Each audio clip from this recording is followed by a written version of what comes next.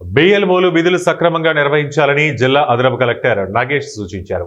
మెదక్ జిల్లా వెల్దుర్తి మండల కేంద్రంలో శుక్రవారం వెల్దుర్తి, మాసాయిపేట మండలాలకు చెందిన బిఎల్ఓ సూపర్వైజర్లకు శిక్షణా కార్యక్రమం నిర్వహించారు. ఈ కార్యక్రమానికి హాజరైన అదనపు కలెక్టర్ నాగేష్ ఓటర్ జాబితా నమోదు, కొత్త ఓటర్ల నమోదు, ఓట్ల తొలగింపుపై అవగాహన కల్పించారు. ఎన్నికల కమిషన్ నిబంధనలపై ప్రతి ఒక్కరికి అవగాహన కలిగి ఉండాలని సూచించారు.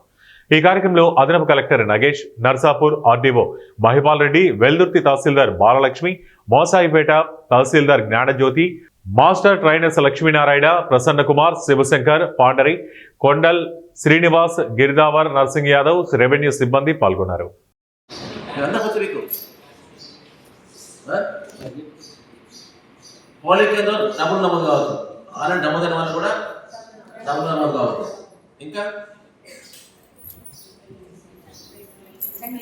అవన్నీ అనార్మల్ ఇవి అర్హతగలవా ఓకేనా.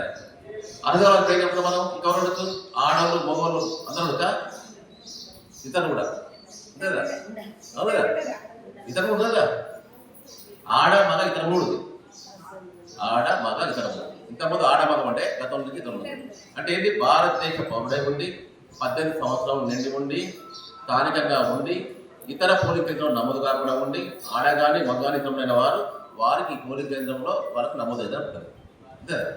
మరి అనాథ ఎవరు ఉండకూడదు, ఇది ఇక్కడ అర్హత గల వాళ్ళు అందరూ ఉండాలి ఓటర్ జాబితాలో.